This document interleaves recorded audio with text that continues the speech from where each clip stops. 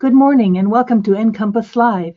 This is the Nebraska Library Commission's program about all things to do with libraries in some way or another. And I'm Sally Snyder. I'm hosting today for Krista. You are used to seeing her if you log in on occasion to the NCompass Live. And we have different topics, different presentations, all designed for a group of librarians of some type or another. And today our speaker is from the Nebraska Library Commission himself, Andrew Sherman. Good morning. And Sherm, your job title is?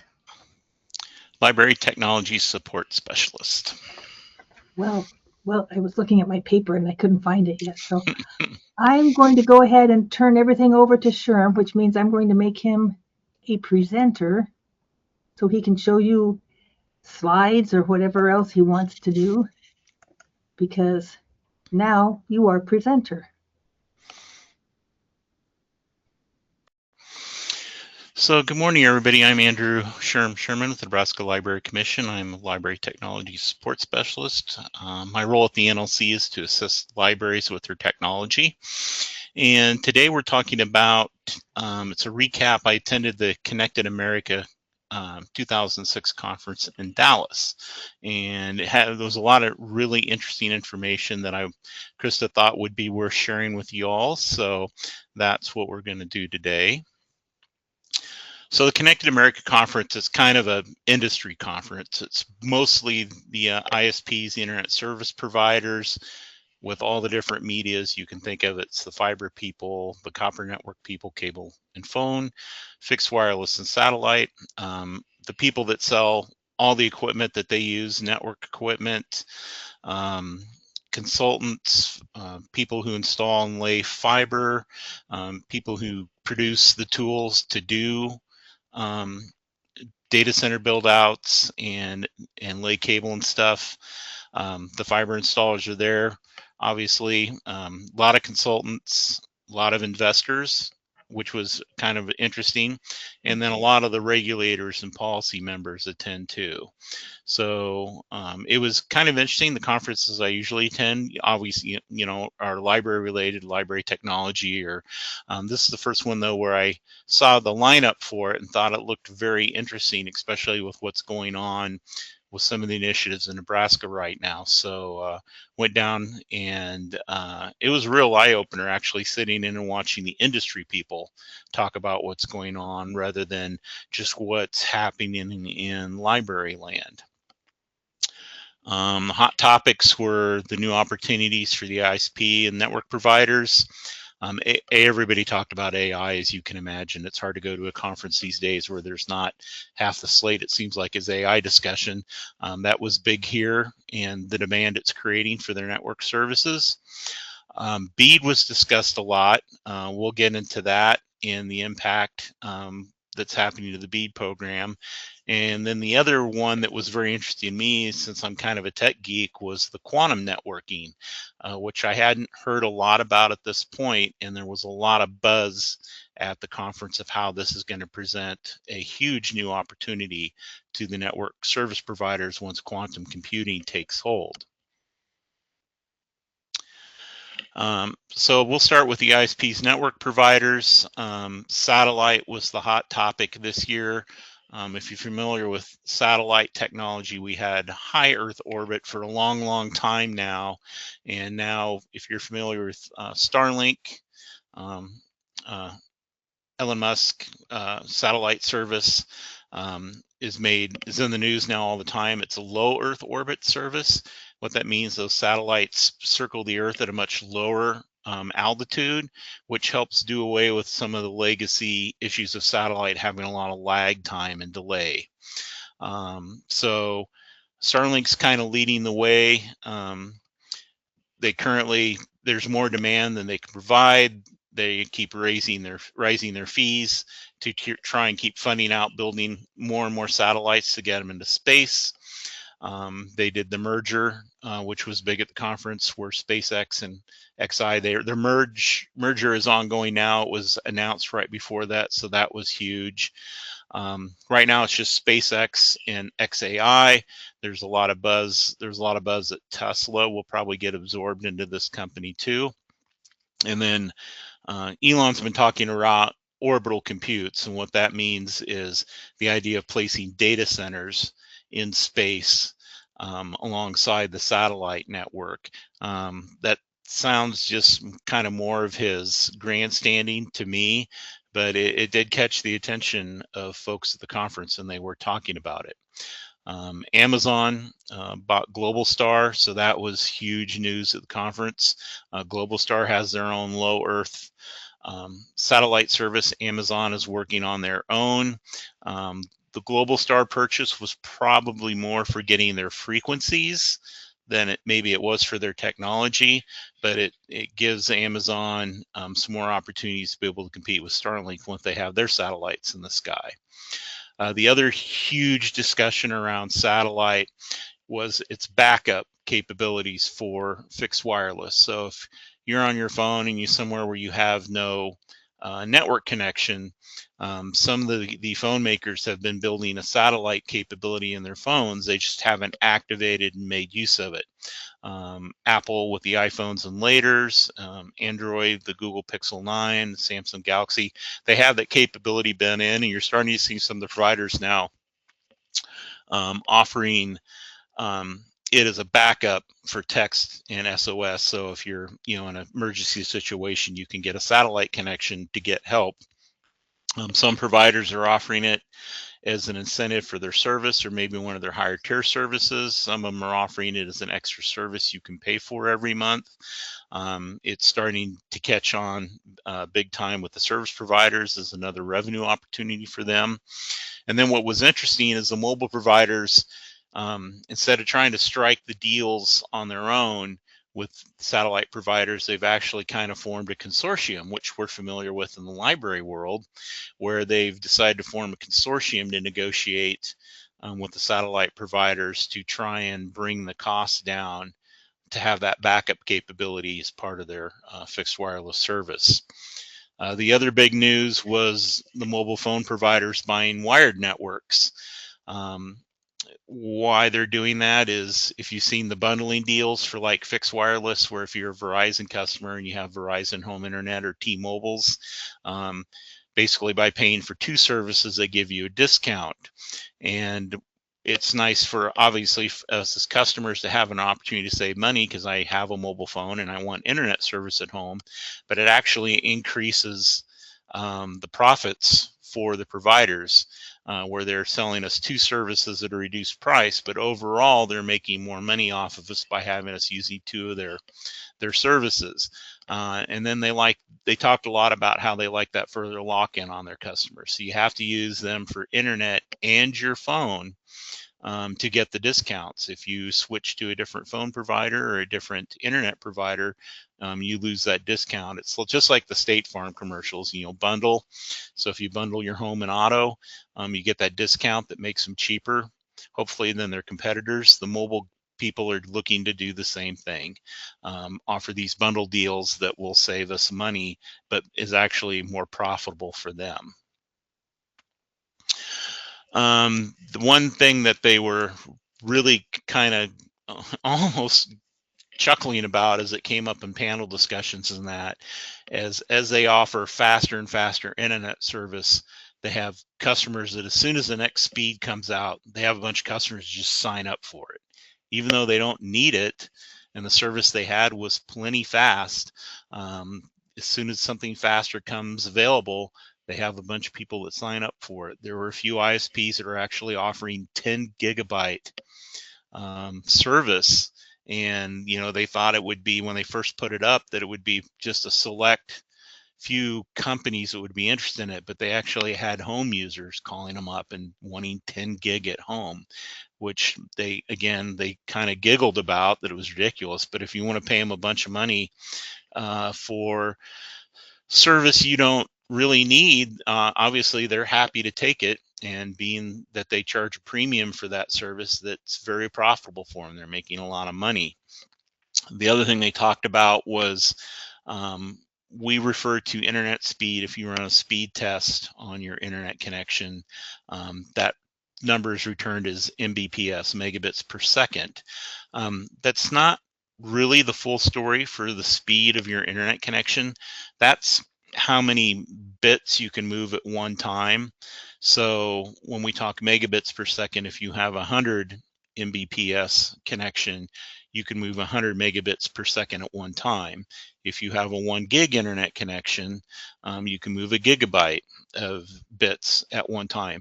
And where that speed is displayed is in file transfers. So if you're transferring chunks of data up and down your internet connection, that's where that comes into play, because you're moving more bits per second. So your file downloads or file uploads go faster. And this kind of came to play is when the gamers are usually the ones that really push their home internet connections. And like when I was a director at the Sydney Library, we had the fastest internet connection in town. And we actually had a station set up where kids could bring their game consoles into the library to load updates or download the latest game they purchased to it. And the reason why it was so popular is a lot of the surrounding communities in Sydney had very poor DSL internet service, where they were lucky if they got 8, 10 megabits per second. And that was good enough to use the game services, because you have to have an active login, but you still run the game off your console. So what they would do was bring it to the library, hook it up to our TV, do these huge file downloads of updates for their Xbox, PlayStation, and or the game they bought, and then they could disconnect it, take it back home, and play their new game and stuff with their slow internet connection that was required to have their account logged in and accessed. So that's megabits per second. That's really how fast you can move chunks of data up and down your connection. Where the ISPs we're talking about is how they can offer other services around that to make more money. For example, some of the ISPs are dropping slower bandwidth offerings to raise their prices. So they maybe used to offer 100 megabit per second service at their bottom discount rate of maybe 30, 40 a month. A lot of them now are eliminating those and stepping up. And when I've looked at the offerings from the big ISPs, most of their remaining offerings now are around 300 megabits per second, which is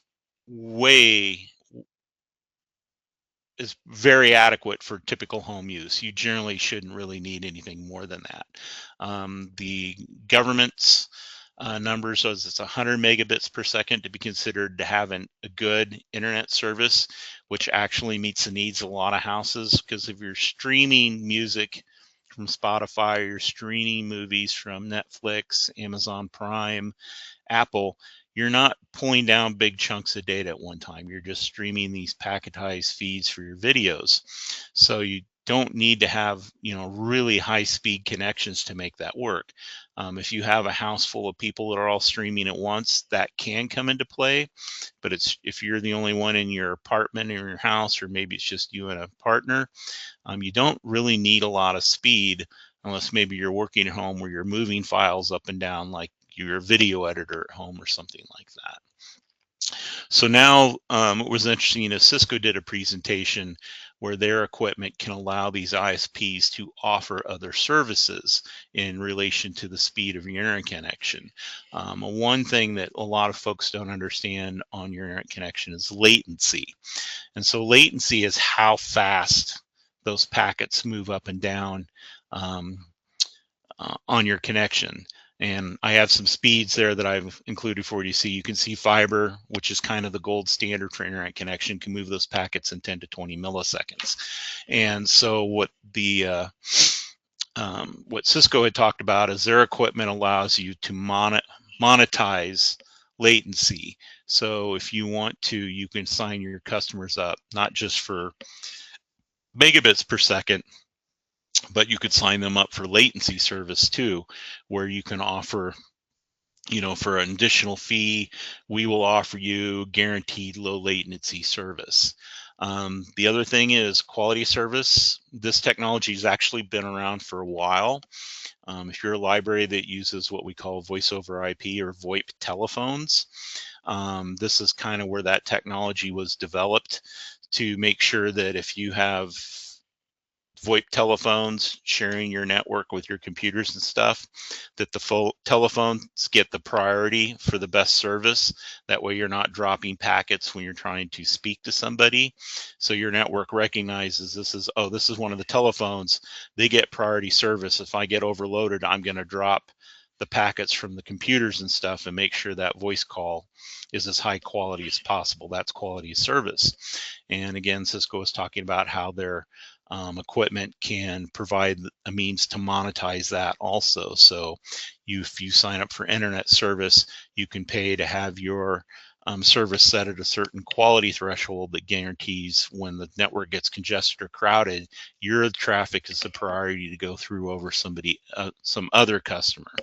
So that was interesting hearing about that. I'll be curious to see if that comes out. Typically in the internet, that would be something they would offer their business customers first, and maybe at some point might offer for home customers. Obviously, you would have to have Cisco or one of their competitors' equipment in your data center to be able to monetize and track and charge for that. So obviously there's a hardware equipment investment that would come down to be able to add those other profit streams.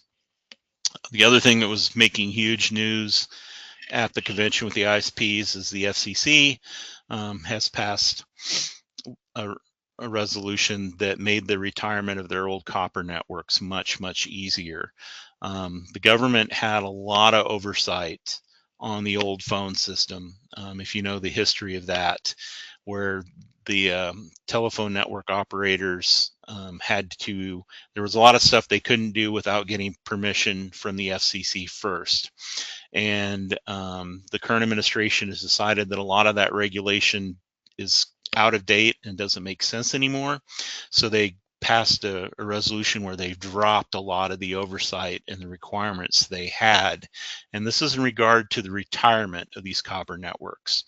What's happened is we have all these old copper telephone networks that just cannot compete. They were fine for a voice phone call, but they just cannot pass data fast enough that we need for the current internet services that we want to utilize. So a lot of these companies that own these old copper networks as part of their footprint were required to keep operating them, even though a lot of them are losing money on them, or they've quit investing in them. They've allowed them to deteriorate where the quality's not very good anymore. You have a lot of outages. Or what happens is your old, if you still have a landline, it quits working and then it's down for, my parents went through this where their landline was broken for weeks, waiting for a technician to come out and find it because they just didn't even have those kind of techs on staff anymore that could come out and work on the copper networks and get their phone line working again. So there's already a lot of issues with these old copper networks. Unfortunately, we have a lot of rural communities that are still dependent on them. That's all they have is cruddy DSL on an old copper network for their internet. A lot of rural areas, their 911 services still run on these old copper phone networks. If you follow the news in Nebraska, we've had a couple major 911 outages that likely could be related to the lack of maintenance and oversight on these old copper networks. And so that's a big concern with the government agencies, is if these guys can just basically put out an announcement that says, as of this date, we're discontinuing all phone service. Well, if you're a 911 office or your phone off, your sheriff's office, your police station, your fire department, your hospital are still using the old copper network because that's all they have. Now, what are they going to do? So a lot of concern about that.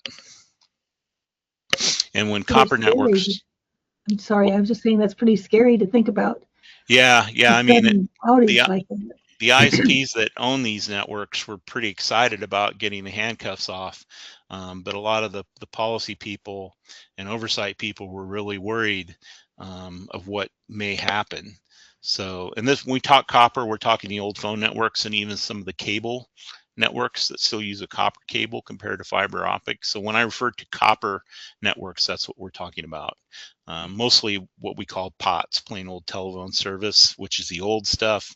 Then came cable, which still offers some pretty decent internet performance, but most of the world has moved to fiber optic.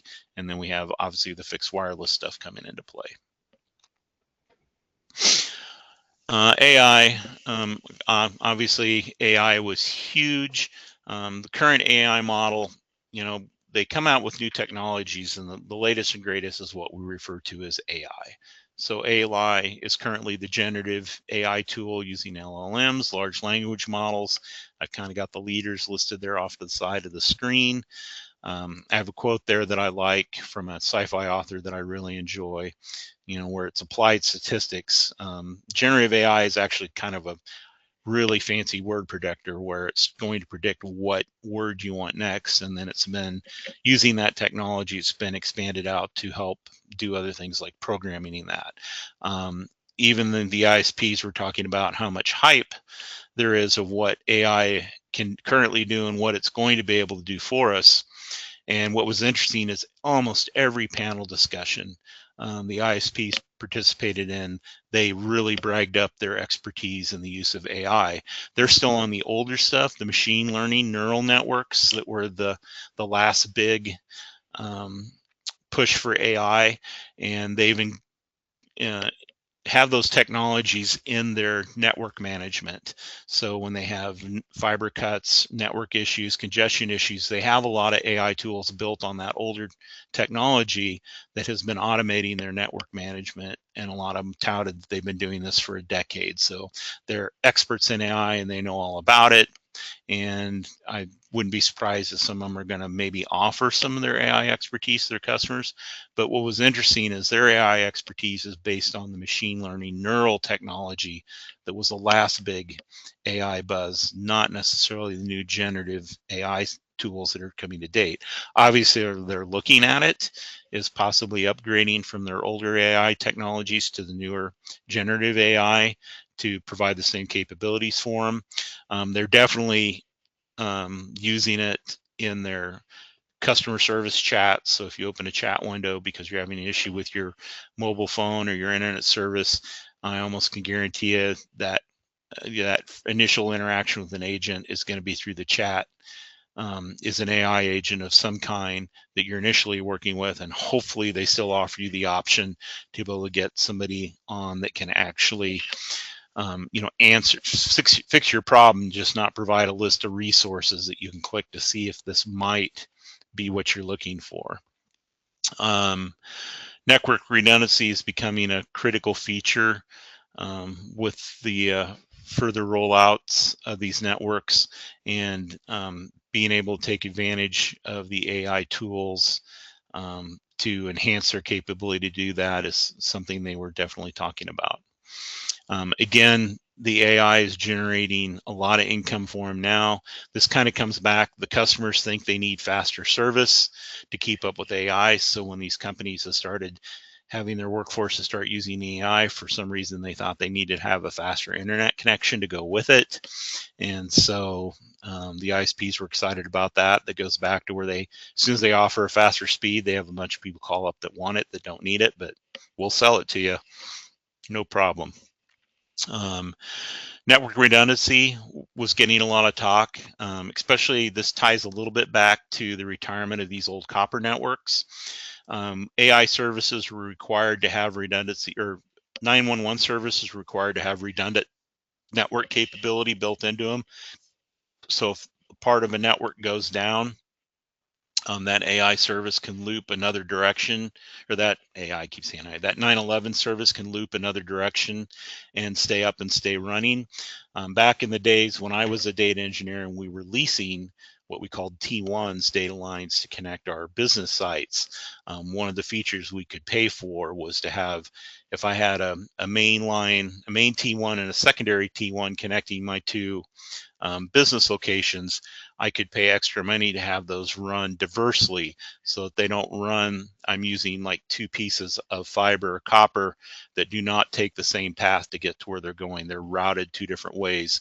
A lot of times we describe that as a loop, where one half of the loop was this connection, the other half of the loop was this connection. And if one connection got broke, I could still loop back the other way and maintain my connectivity. That's starting to come back into play, especially as they push their offerings into these rural areas. If I can lay fiber out to a rural town using some kind of funding mechanism from the government to do so, well, the problem is when that fiber hits town, the town likes it, everybody starts using it. But if it's just one strand of fiber providing all that service, and if my fiber is hanging on poles still, or if this was fiber that was laid along a railroad track bed and a train derails and cuts that fiber, then that community loses their internet service, and they're going to be very, very upset about that. So when I'm running these connected to these rural communities, a lot of the government and policy people were like, when we do that, are we ensuring that they have redundancy? So we're bringing the fiber in here on one network, but we're also bringing fiber in from another direction on another network to provide that kind of redundancy for that. And if we're going to retire these copper networks for 9/11 services, it's important that if they're replaced with fiber, that redundancy is in place. The other thing they talked a lot about is because of the AI data center, it's making their workforce, having workforce issues now. You have technicians that are going to work for data centers instead of ISPs, and they're competing now for that workforce.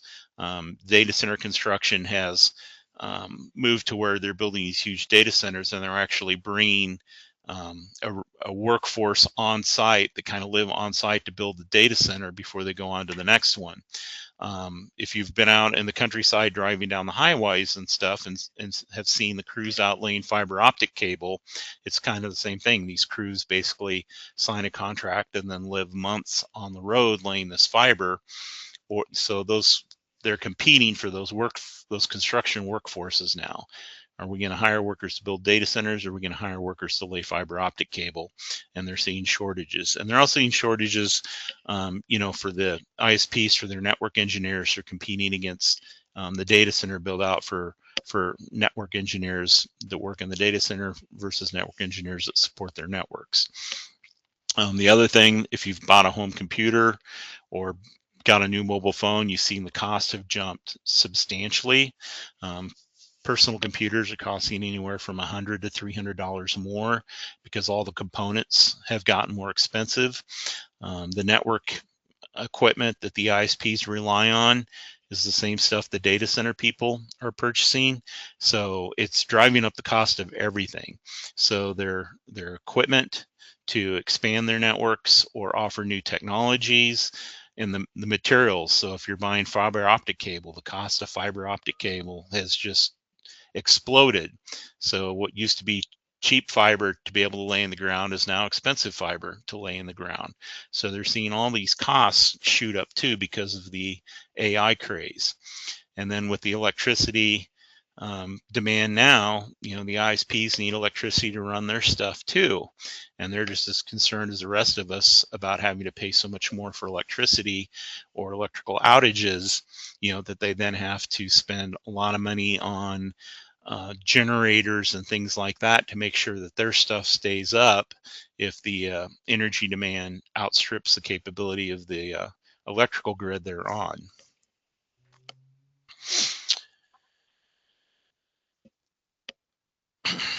BEAD, if you're here in Nebraska, or if you've been to some of my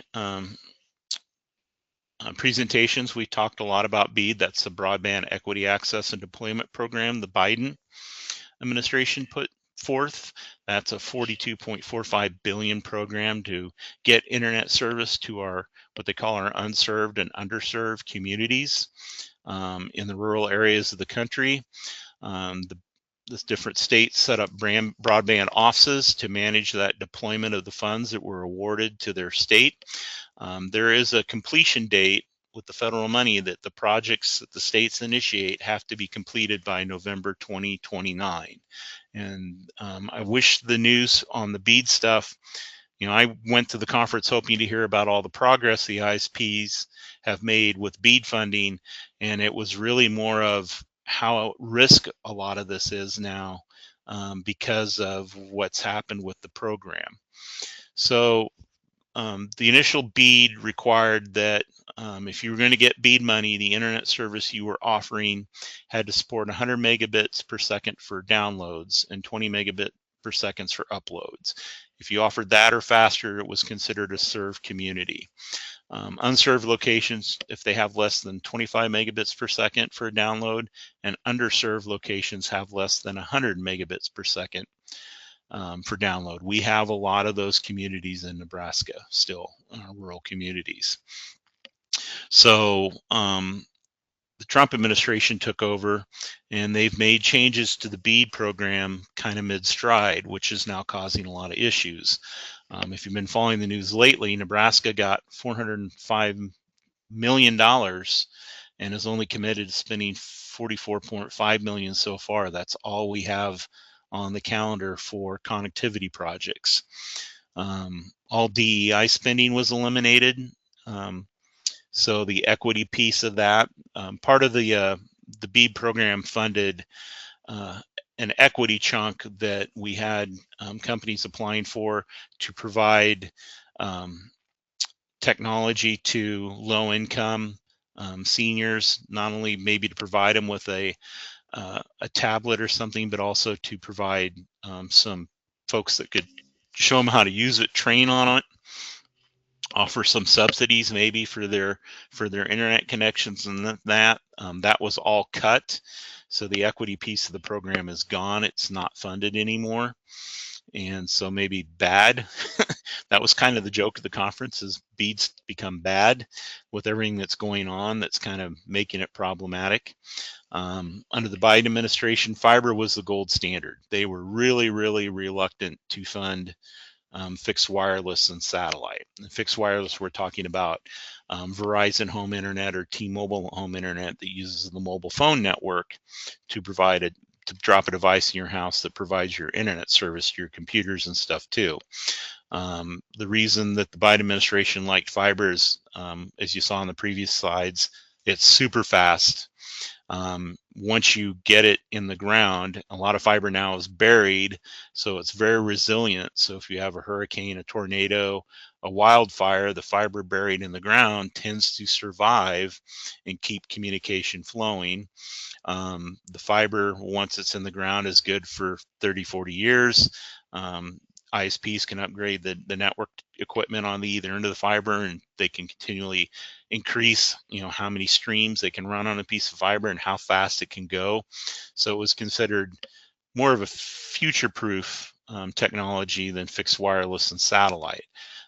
Fixed wireless, you spend all that equipment to put up the tower in the middle of the community that provides the fixed wireless, and then 6G, 7G, whatever comes down the pipe, that equipment all has to be replaced to offer that faster service.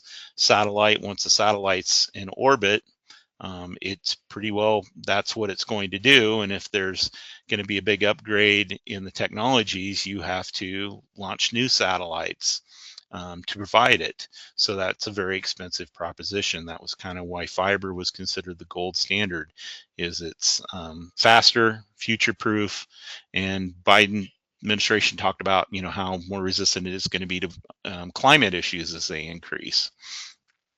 So now what's happened now is since the Trump administration has allowed fixed wireless and satellite equal footing with fiber and bidding, fiber still has the most funding committed so far, but satellite and fixed wireless are currently the leading deployments because they're much faster to get in place and operational than having to lay fiber optic cable, along the highways and stuff. There's a fiber connection nearby, they can run it to where the fixed wireless tower is going to be, get it on their network, fire it up and getting running. Satellites, if they have the capacity, it's just a matter of getting the ground station installed and turned on, and then that starts working immediately. So they are currently being deployed quicker than the fiber projects are. What's interesting is Starlink signed up for all the Fed's terms when they were allowed to participate, and now they're soliciting the federal government. They want a bunch of changes. They basically want to be exempted from all the requirements that they signed up for with BEAD. So BEAD required that you had to put the network in and recover. Well, the government paid for your cost to put the network in, and then your money you would incur when you could start charging customers for it. Starlink, because of their capacity issues, they want the government to pay them up front. So they want the government to pay them up front for the service that future satellite is going to be able to provide, because they need the money to be able to build and launch these satellites. They don't want to wait and try and collect it on the back end. They want the government to step up and pay for it all up front. One of the things was installation fees had to be either there weren't installation fees since the feds paid to get it there, or they were very affordable installation fees. Starlink wants that way. They want to be able to charge whatever they want for the installation fees of their base stations. And then the other thing they want to do is they don't want to meet the 120 Mbps service requirement. They want to be let out of that, because the problem is their network is getting congested. A single satellite can only serve so many connections, and their service is degrading as they put more and more customers on a very limited amount of capacity. So they're now also lobbying the government to be released from that requirement. So that's all very disappointing. There are, instances where Starlink, if you're, a rancher in the middle of the sandhills, living miles away from everybody, possibly not even on an electrical grid, Starlink really might be your only option. And obviously there's nobody around you, so you're not going to be competing for capacity on that satellite, hopefully. But Starlink wants to be considered, whether you live in town or you live out rural. Starlink wants to be an option, but now they're being asked to be released from the requirements they are to be able to get the BEAD funding. The other thing is with all the cost stuff that's going on now, the ISPs are fearful of defaults. So let's say I'm an ISP that signed up to deliver fiber service to a community under the BEAD program. I have to have it completed by November 2029.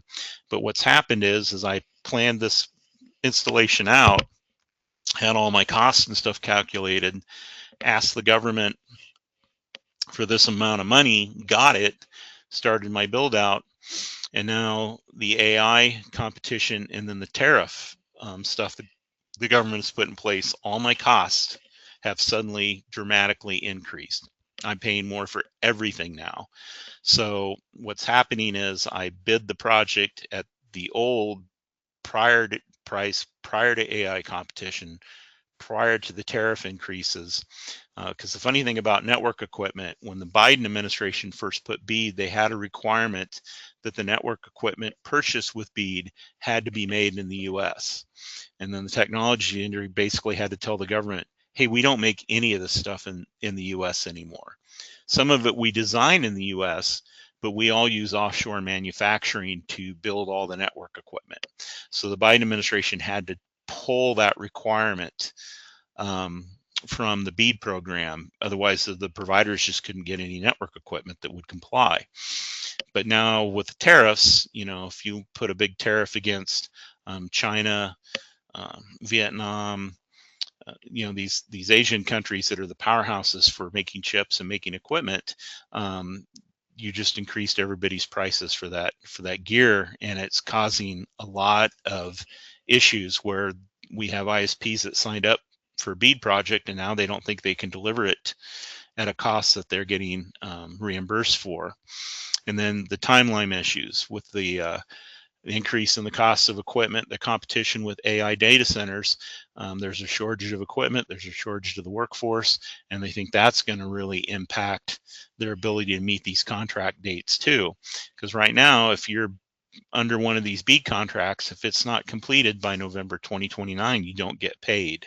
So I don't know what's going to happen. I don't know if you're going to see what's happened in Nebraska, where we've only been able to commit to spending just a fraction of what we were awarded.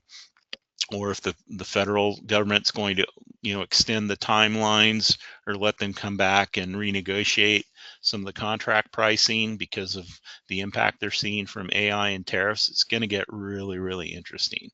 So the overall message on BEAD was a lot of concern, and that's disappointing. Quantum networking. So I don't know how many are familiar with quantum computing. So quantum computing has been out there for a while. They have some pretty significant technology issues to overcome to really make it take off. So I have a kind of a brief explanation of what quantum computing is compared to regular computing. But the big thing is the quantum computers, if they can solve the issues they have, the quantum processors are much more faster and much more energy efficient than the current silicon transistors that we use in computers today. Quantum computers have an error correction issue, which has been problematic and is holding back their deployment. If they get that solved, they're really going to probably take off because of the promise they think they can deliver with them. So in the early transistor silicon-based supercomputers, all those chips that were doing your computing had to exist in one device. So the supercomputers were these great big room-sized computers with boards and boards of processors all interconnected to make them work. With the high-speed network connections we have today using fiber optic, they can distribute now those clusters out to multiple data centers where they act like one big compute resource, but they're actually a bunch of small clusters of processors. Just like in the data centers now, it's not one great big computer in a room, it's racks and racks of what we call processor clusters that are connected with fiber optic cable that allow them to act as one large computer, even though they're a bunch of network smaller computers. So that's where quantum networking comes into play. Several laboratories have been developed the ability to use a fiber optic connection to pass the qubit, which is the on or off transistor-like thing that a quantum computer does. They can actually pass those through fiber optic cables now. So the ISPs were super excited about this. It's an infant technology that's just working in the lab where the computers are not very far apart, but they've been able to show that their theories work. They can actually pass that qubit between one quantum computer and another. And obviously this again would be a huge boon to quantum computing. So it would allow us to have quantum computers run in these clusters just like we currently do with the silicon transistor supercomputer setups today. So the investors were the ones that were super interested in this. I attended a couple quantum networking panels where it was the academics and the investors talking about how excited they are with the progress that's been made and the huge opportunity they think it presents. So that was, for the geek in me, that was really, really cool hearing about that, because that would be, if they can solve the error correcting issue for computing and then make quantum networking work over long distances, which mean even they connect quantum computer clusters in the same data center, will be huge, absolutely huge. So that's all I have on the presentation from that. I am here to help libraries with their technology. I have a list of NCompass live presentations I've done in the past that if you go out and watch them, you do get CE credit for it. And with that, I'm going to end the presentation and take any questions if we have them. Yes, if you have any questions, just go to the question section on your display there and type in where it says submit a question, type in what you would like to ask Andrew. And if you don't think of it today, I bet you, or you're watching a recording, you could send Andrew an email. I should call him Sherm. I never call you Andrew. Yeah, all my contact information is on that last slide, which will be available. My presentation will be available on the NCompass site along with the recording. So if you have any follow-up questions or you want to ask me about it, Again, kind of the takeaways were kind of, how the ISPs view us, which was an interesting perspective on the conference. Is, they want our money in their pockets, and And the some people want challenges. fast Yeah, and connections. they just, I don't know if it's like having, the biggest barbecue grill on your patio, or the biggest smoker, or the fanciest car, or the biggest house. If this is just a status thing where you can, brag to your neighbors, it's like, I have 10 gig internet at home. And if you have a neighbor that's a geek like me, it's like, well, what the heck do you need 10 gig internet for? And it's like, because it's the fastest. So that was interesting, hearing them all kind of giggle about that. Or, we just put it out there, and everybody signs up for it. They don't need it, but they all sign up for us and pay us the premium for it. Well, now, how many days was this conference? It was a 2-day conference in Dallas at the Dallas Okay. Convention Center. So You had a lot of information, and I thought this couldn't have yeah, I possibly mean, it all was been one in of one day. those. It's nice when you go to a conference and you're like, oh my gosh, I want to see this session. I want to see that session. So actually, after the conference, I was going back and watching some of the sessions that I did not get to attend in person, because there was just so much information coming out of this one. The BEAD one, I attended two of the BEAD sessions I could, and then later watched 2 other BEAD sessions remotely, Great. just because it's just the program's in such turmoil now with the AI and tariff cost overruns. They're just scared to death. There was one ISP that didn't like the whole BEAD idea, at all, and every time he was on a panel, he was bragging about how smart they were to just not even get involved with it. Or they were being told they were nuts for leaving all this money on the table, and the way it's going, they may be, in hindsight, they may have made the right play to not play. But when you look at what their customer base is, they're a big metropolitan service provider. So I don't know that they really had, BEAD was really that much of an opportunity anyway, but they were definitely talking about how smart it made them look.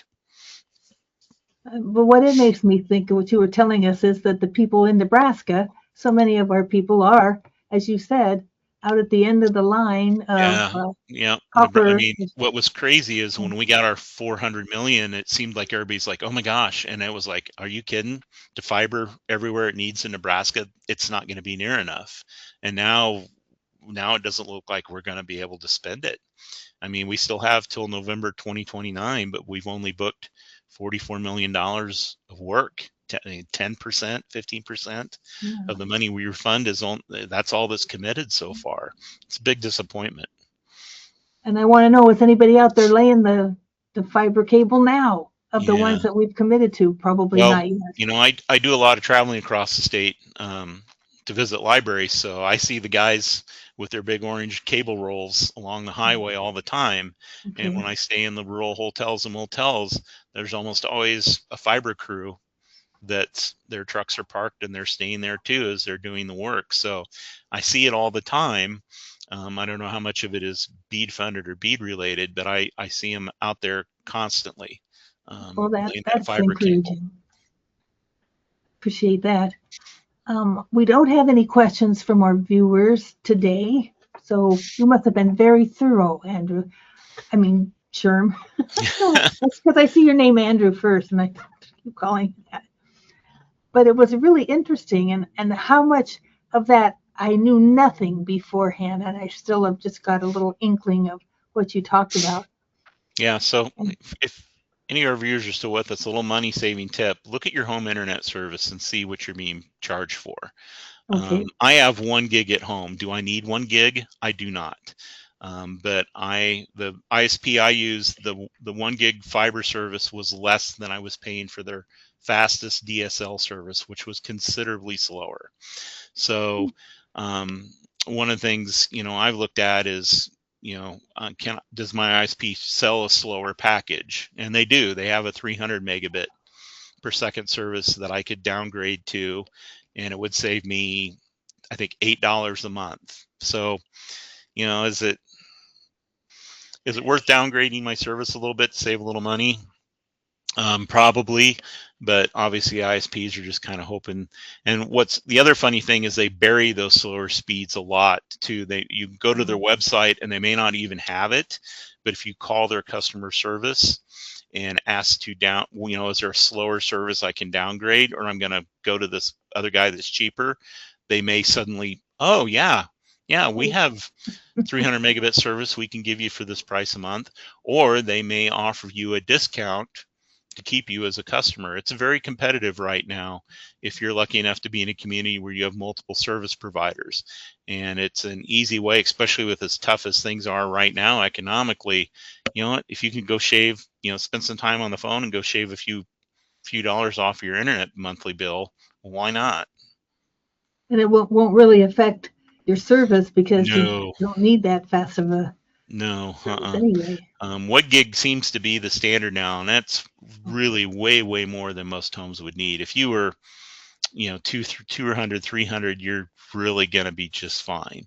And if you can sign up for a service at that reduced rate, and what's funny is that's just your guaranteed rate. A lot of the times, if you do a speed test, it'll burst way beyond that point because the ISPs networks will permit for that. What's interesting is if you speed test when the network's not busy, like when we're all in the office and not in our homes, you'll see really high speeds.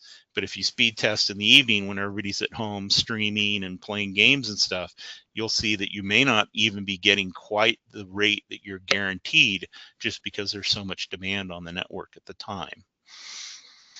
And those numbers, when they sell you 1 gig service, it's not you're going to get 1 gig all the time. It's you're going to get an average of 1 gig service. And there's a little bit of snake oil in the system, definitely. My goodness. So many things I didn't know, and now I kind of know them a little bit. So I'll just ask you again next time I see you in the office. Well, thank you, Sherm. Thanks for sharing all this variety of things that you learned about at the conference.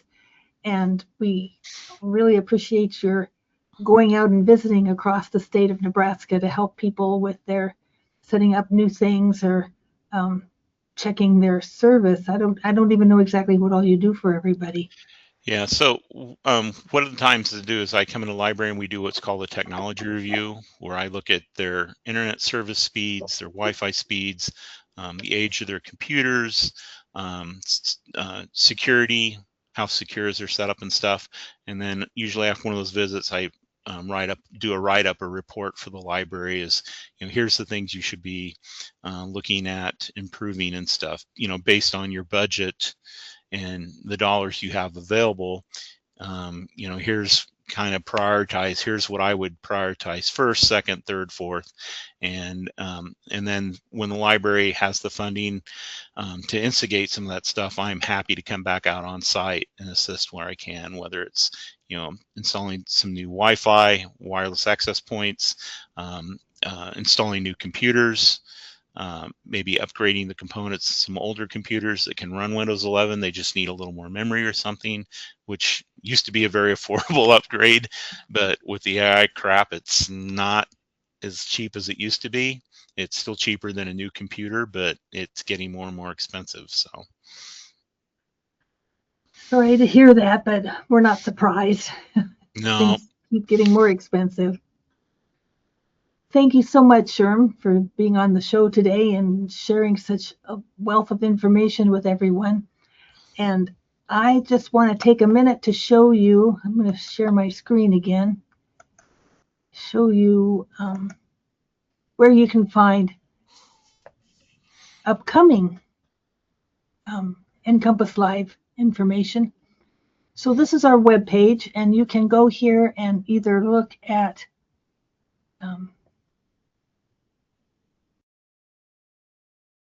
no, I'm not going to find it. I always type it in over here. So in the search box, just type in NCompass, and you see how the first thing that comes up is NCompass Live. So you can just hit that and then click on the link there. And here are the upcoming shows, not that list that was initially on there that said March and April. Sorry about that. But these are the next upcoming shows. So next week we have law for librarians, which will be very interesting. I get to host that one as well. And this is Dr. Chris Hefner. She's the Director of Library Services for the Lincoln Public Schools. And she will be talking about things that I think we'll find very interesting if you want to show up live, or you can look for a recording of that one in the future. And now back to the regular page with the list of upcoming shows. If you scroll just down a little bit, here it is, the archived NCompass live shows, which soon this one, well, it won't be as soon as usual. This will get edited and up on our system relatively soon, in another week or so. But this is the list of all the ones that are available now. So as you know, most of the time it's every Wednesday at 10 o'clock Central Time. And every once in a while we'll have a Wednesday where something happened and we don't have a show that day for various reasons. But most of the time we have a show every Wednesday. And as I said before, all kinds of topics.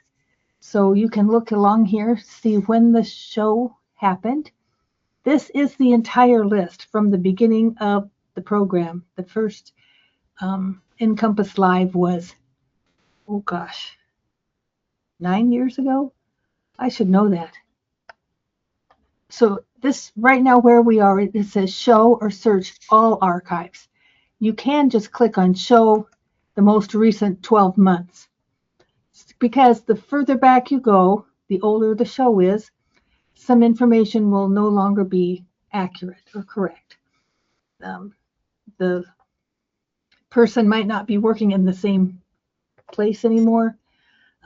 There might be a link that no longer works because things have changed. So that's something to keep in mind as you're looking at the past programs. But in the last 12 months, most of the things will still be accurate, we expect. So that you can go there, and if you watch a recording, you just need to send in an email letting us know to Mary Geibel, or there's probably a form for that. I should know more stuff about this, shouldn't I? You can see here it says you can do the CE activity report. There it is. So you can just send that in and say, I watched it, put the title of the program on there, and you'll get the credit for that as well.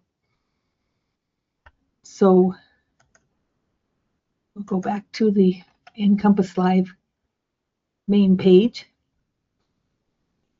In addition, on our calendar, we have things listed as things that are happening sponsored by the Commission, and other things that are happening sponsored by the library systems, because here you'll see a CASL meeting, that's Southeast Library Systems meeting for librarians. So you can look and see what day that is and where it's going to be held if you're interested. And so you can click here and find out about all of the shows, what the topic is and who's the presenter, which is also helpful.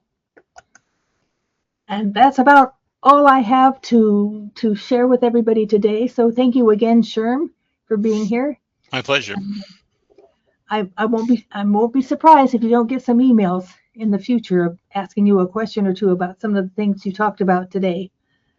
So thank you, and we'll call it a day now, if I could get this to work. All right. Y'all have a great week. Thank you, you too.